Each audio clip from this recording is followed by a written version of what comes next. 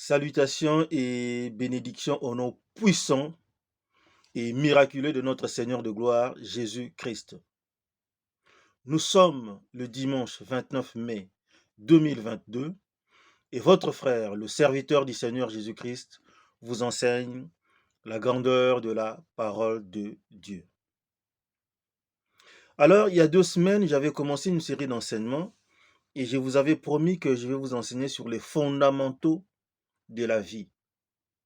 Bien entendu, en passant par les Écritures pour mettre en évidence comment nous devons fonctionner dans cette vie. Vu l'importance de ces enseignements et vu le fait que nous avons quelques difficultés techniques, nous avons pensé que nous allons mettre en place un studio dans les jours qui viennent ou dans les semaines qui viennent afin que nous puissions avoir des meilleures vidéos avec les écrits qui vont avec, les versets bibliques. Voilà pourquoi nous avons mis un frein à cette série d'enseignements. Mais nous allons vous enseigner, bien entendu, des grandes choses dans la parole de Dieu avant de mettre en place ce studio. Et aujourd'hui, nous commençons avec cet enseignement compliqué, cet enseignement qui est souvent gauchement divisé, qui est mal interprété et par les gens mystiques et par les serviteurs du Seigneur Jésus-Christ comme moi-même. Il s'agit de la vision de la transfiguration. La transfiguration que nous allons lire dans le livre de Matthieu au chapitre 17. Donc, comme je vous le disais, il y a beaucoup d'interprétations particulières sur la transfiguration. Et le thème de notre enseignement de ce dimanche matin est la vision de la transfiguration, la preuve de l'espérance de la gloire. Donc, dans cet enseignement, nous allons vous expliquer c'est quoi la transfiguration? C'était quoi au fait cette transfiguration? Que dit la Bible au sujet de cette transfiguration? Et nous vous montrerons aussi par les Écritures, dans les parties qui vont suivre, le but de cette vision de la transfiguration. Commençons la lecture ici en Matthieu chapitre 17 au verset 1. 6 jours après, Jésus prit avec lui Pierre, Jacques et Jean, son frère. Il a pris 3 de ses disciples, qui sont nommés ici, Pierre, Jacques et Jean.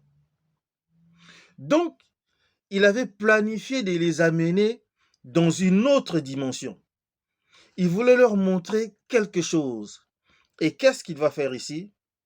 Il les conduisit à l'écart sur une haute montagne. Cette haute montagne n'est pas définie ici dans ce verset 1 de Matthieu chapitre 17. Mais je pense que c'est le mont Sinaï. Ce n'est pas écrit expressément ici, mais je pense que la hauteur de Jérusalem à l'époque, c'est le mont Sinaï. Verset 2. Il fut transfiguré devant eux. Ça, c'est ce que les disciples, les 3 disciples ont vu. Il fut transfiguré devant eux. C'est-à-dire après une série de prières, une série de chants, une série de services qu'ils avaient faits, le Seigneur Jésus-Christ fut transfiguré devant eux. Et le verset 2 poursuit, son visage resplendit comme le soleil. Son visage brillait comme le soleil, et ses vêtements devinrent blonds comme la lumière. Ses vêtements étaient devenus blonds. Ses vêtements ont blanchi, et lorsque vous regardez ces vêtements, c'est comme de la lumière. Alors, beaucoup de gens se sont saisis de ce verset pour aller dans tous les sens et donner leur interprétation. Au lieu de lire le contexte, au lieu de comprendre ce que ce verset dit, ben, tout le monde est allé dans son sens pour donner l'explication de ce verset. Et l'explication de ce verset a conduit les gens qui sont sectaires, les gens qui sont mystiques, les gens qui sont dans les loges, de dire que le Seigneur Jésus-Christ était pour eux un grand maître. Pourquoi? Parce qu'il a réussi cet exercice que personne n'a jamais réussi dans le monde, de se transfigurer et de devenir lumière. Pour eux, il s'est illuminé. Il est devenu comme une lampe et il a vibré et il a brillé. Il s'est énergisé jusqu'au point de devenir lumière. Donc pour eux, c'est un miracle que le Seigneur Jésus-Christ avait accompli. Si ce fut un miracle accompli par le Seigneur Jésus-Christ, ça veut dire que nous aussi, nous sommes appelés à accomplir ce miracle. Mais ce dont il est question ici n'a rien à voir avec la transfiguration physique ou corporelle du Seigneur Jésus-Christ. Ça a un lien avec les événements du futur. Alors poursuivons la lecture. Il va se passer autre chose au verset 3. Et voici, Moïse et Élie leur apparurent, s'entretenant avec lui. La Bible dit que les morts sont morts. La Bible dit que nous ne devons pas avoir des relations avec les morts. Comment il s'est fait que le Seigneur Jésus-Christ soit en relation directe avec les morts qui sont apparus en ce moment-là? Même les disciples étaient dépassés. Verset 4. Pierre, prenant la parole, dit à Jésus, « Seigneur, il est bon que nous soyons ici. Si tu le veux, je dresserai ici 3 tentes, une pour toi, une pour Moïse et une pour Élie. » L'environnement, le cadre était tellement magnifique que l'apôtre Paul a dit, « Non, nous ne bougerons plus d'ici. Nous voulons rester ici, avec toi, le Seigneur Jésus-Christ, avec Moïse, avec Élie. Je vais même vous construire des tentes parce que je vois qu'il n'y a pas de tentes ici, là. » Il ne voulait plus quitter ce lieu.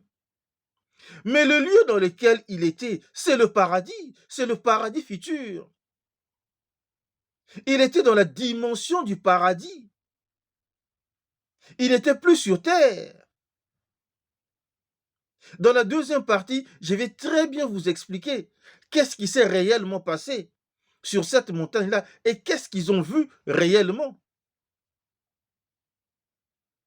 C'est pour cela que nous vous disons, vous qui êtes étudiants de la parole, prenez le temps de lire le contexte pour comprendre de quoi il s'agit, pour comprendre ce que dit la parole dans ce contexte.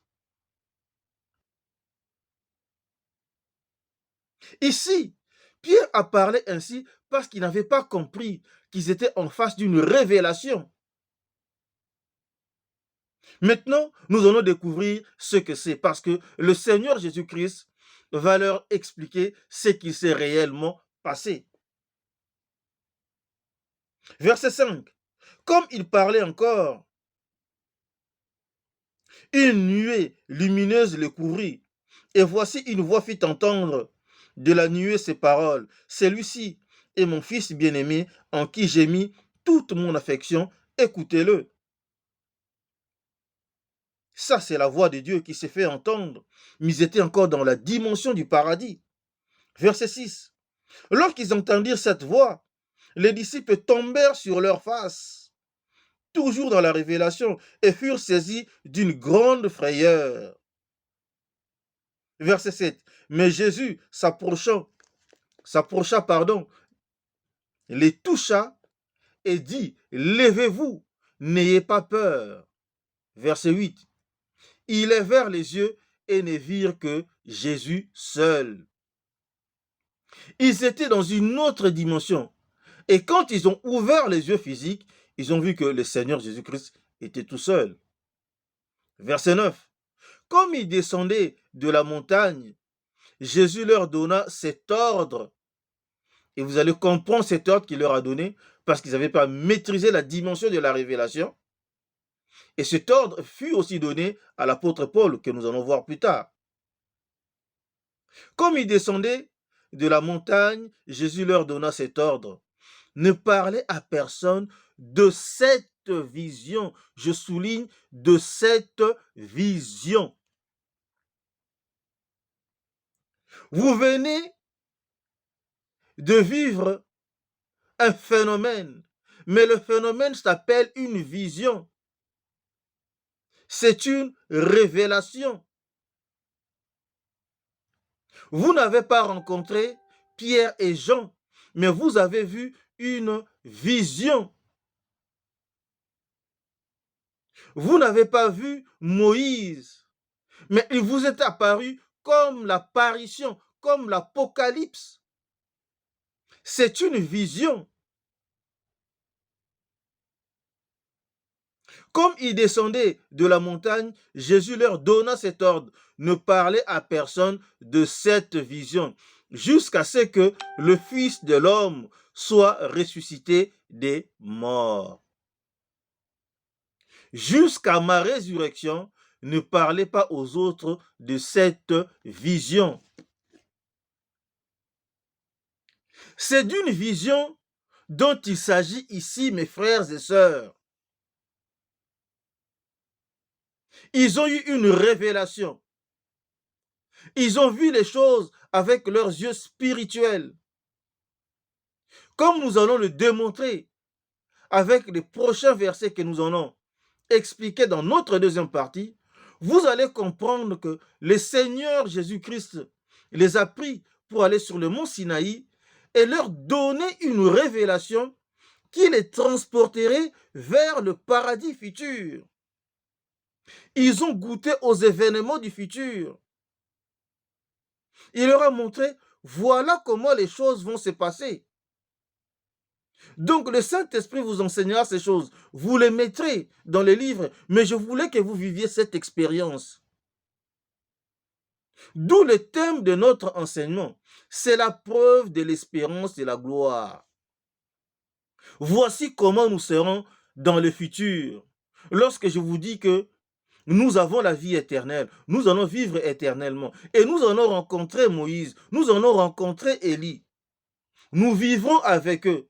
Et ça va se passer comme ça. Regardez comment je serai. Mon visage brillera comme le soleil. Et mes vêtements seront blancs et seront illuminés, éclaireront tout le monde. Et nous allons voir que c'est disponible aussi pour nous. C'est ça le but. C'est ça l'essence de la vision de la transfiguration. Le Seigneur Jésus-Christ ne s'est pas transformé, mais il leur a donné une vision et ils ont vu des choses telles que l'apôtre Jean avait vu, telles que l'apôtre Paul avait vu. Ils ont eu un avant-goût sur ça. Ils ont été dans la dimension de la révélation. Cette dimension qui est donnée par le Seigneur Jésus-Christ pour que les gens voient ce qu'il va se passer dans le futur. C'est de ça qu'il s'agit, mes amis. Il ne s'agit pas d'une transformation du corps du Seigneur Jésus-Christ jusqu'au point de devenir comme le soleil, comme une lampe, comme un élément qui est en train de vibrer. Mais c'est une révélation qu'il a donnée aux 3 disciples pour qu'ils sachent, pour qu'ils aient une vision claire sur ce que nous serons dans le futur, dans le paradis futur. Nous allons poursuivre avec notre deuxième partie.